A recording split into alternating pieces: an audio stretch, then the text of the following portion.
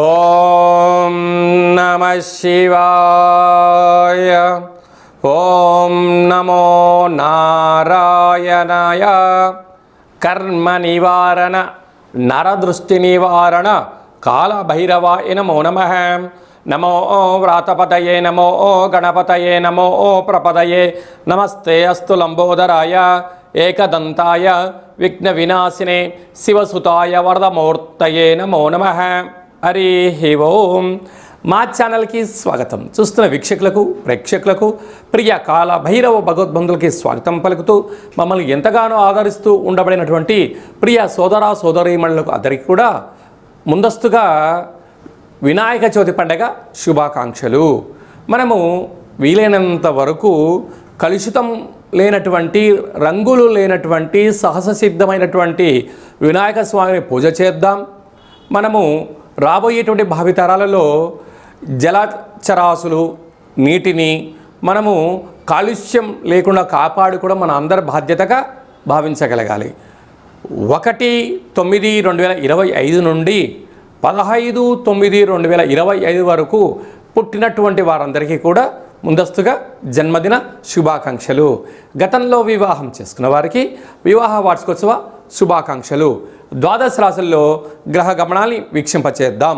మిథున రాశిలో దేవగురు బృహస్పతి సంచార స్థితి, కర్కాటక రాశిలో శుక్ర సంచార స్థితి, సింహరాశిలో రవి మరియు బుధ సంచార స్థితి మరియు కేతు సంచార స్థితి, త్రిగ్రహ సంచార స్థితి, రవి భగవానుడు స్వక్షేత్ర సంచార స్థితి, కన్యరాశిలో కుజ భగవానుడు సంచార స్థితి, కుంభరాశిలో రాహు భగవానుడు, మీనరాశిలో శని భగవానుడు సంచార స్థితితో ద్వాదశ రాశుల్లో గ్రహ గమనాలు ఈ విధంగా ఉన్నాయి.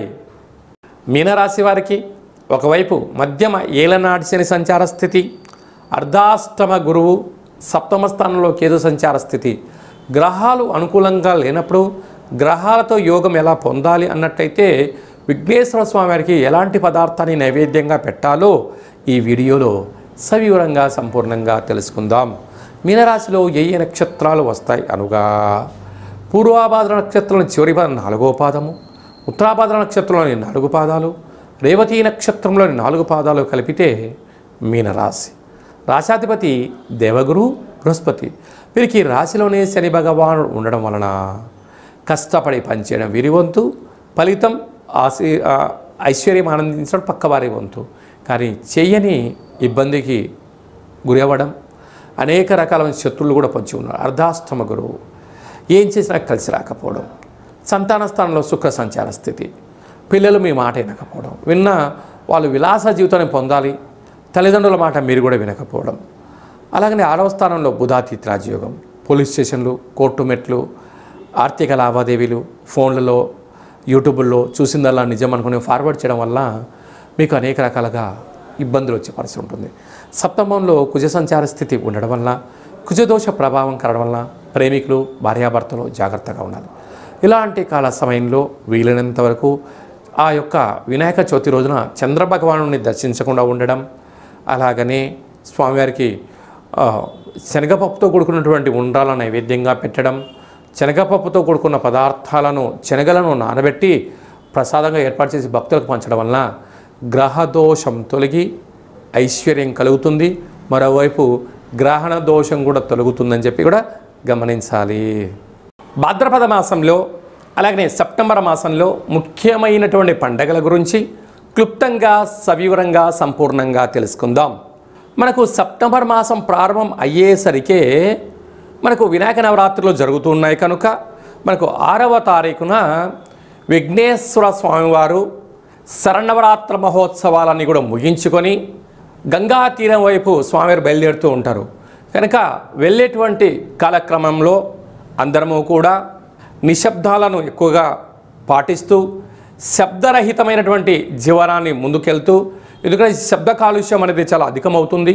వాటితో పాటి కోలాహలాలు సంపూర్ణమైనటువంటి శాంతి భద్రతలకు అనుకూలంగా ఉంటూ స్వామివారిని ఏ ఆనందంగా అయితే మనము కూర్చోబెట్టామో ఆ గంగా తీరం దగ్గరికి వెళ్ళి పంపించి మళ్ళీ మనమందరం క్షేమంగా ఇంటికి చేరాలని చెప్పి కూడా మనసారా అందరం కోరుకుందాం. క్రమశిక్షణ అనేటువంటిది మన భారతదేశ సనాతన సాంప్రదాయము. ఒకానొక కాల సందర్భంలో బాలగంగాధర్ తిలక్ గారు మనము భారతీయులము ఒకే చోట కూర్చొని మనల్ని అందరినీ కలుపుకొని భారతదేశ స్వతంత్రం రావడానికి ఎలా మనకు స్వామివారు ఎలా ఆశీర్వదించారో రాబోయే కాలంలో కూడా ఎవరి జీవితాలలో కూడా అష్ట కష్టాలు లేకుండా అష్ట ఐశ్వర్యాలను ప్రసాదించాలని ప్రతి ఇంట, ప్రతి గ్రామాలలో, ప్రతి వాడలలో, ప్రతి దేశంలో మనం చేసేటువంటి విఘ్నేశ్వర స్వామి వారి యొక్క గంగా తీర ప్రయాణ శుభాకాంక్షలు.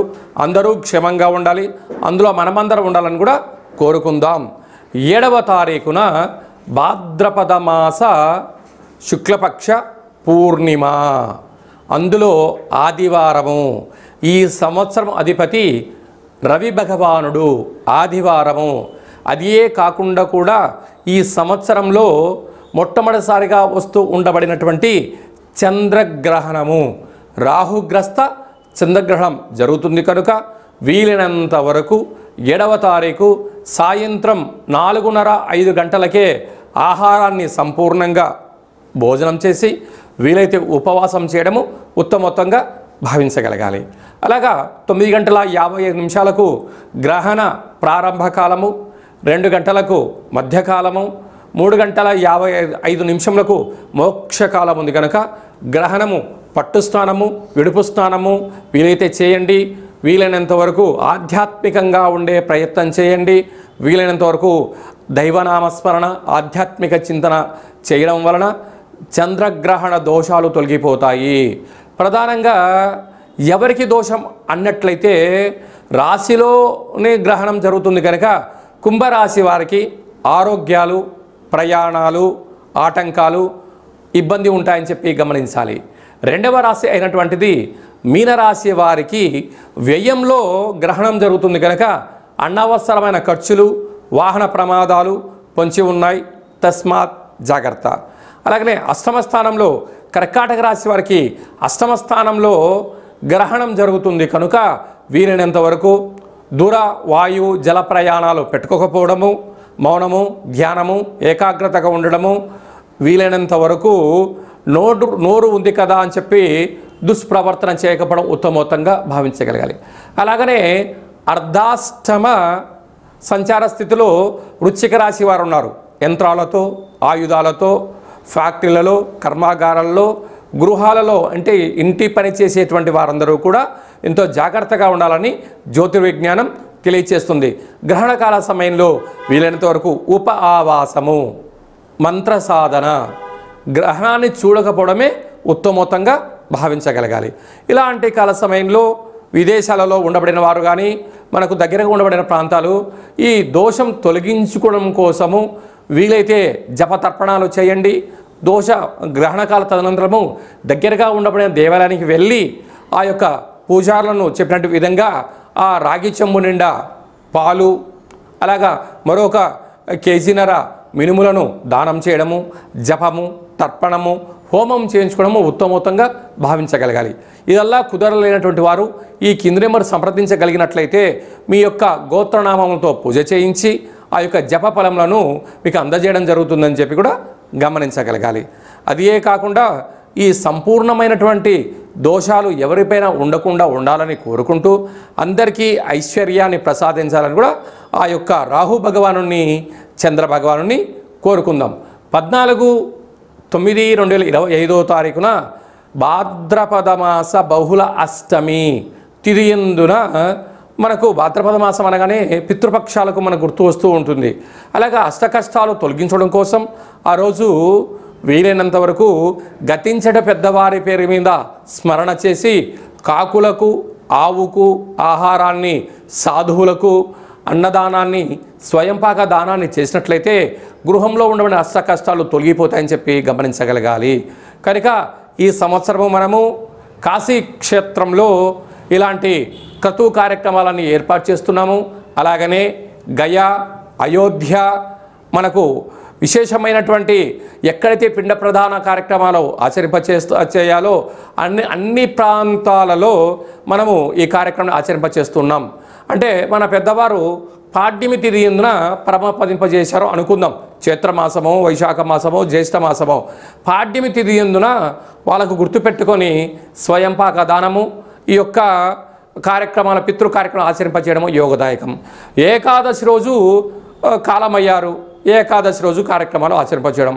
అలా కుదరలేనటువంటి వారందరూ కూడా అమావాస్య తిథి యందున ఈ పితృ కార్యక్రమాలు ఆచరింపచేయడం వలన వారి యొక్క వంశదేవతలు, కులదేవతలు, పితృదేవతలు ఆశీస్సు కలిగి వారికి వారి ఒక అనువంశికానికి పుత్ర, పుత్రిక, పౌత్ర, రాజయోగ ఐశ్వర్యం కలుగుతుందని చెప్పి కూడా గమనించగలగాలి.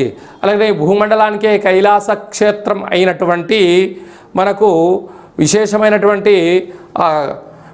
కాశీ క్షేత్రంలో, అలాగనే రావణ బ్రహ్మ గారు స్వయంగా తన యొక్క చేతులతో ఆత్మలింగాన్ని తీసుకొని వచ్చినటువంటి క్షేత్రంలో మనం ఇలాంటి పితృ కార్యక్రమాలను ఆచరింపచేయడం జరుగుతూ ఉంటుంది. అలాగా మనం ఆయా స్థలాలలో మనం పెట్టినట్లయితే విశేషమైన పుణ్య ఫలితం కలిగి కోటి జన్మల పుణ్య ఫలితం కలుగుతుందని చెప్పి కూడా గమనించాలి. ఈ విధంగా అందరికీ శుభం, జయం, లాభం కలగాలని కోరుకుంటూ ఆశీర్వచనం.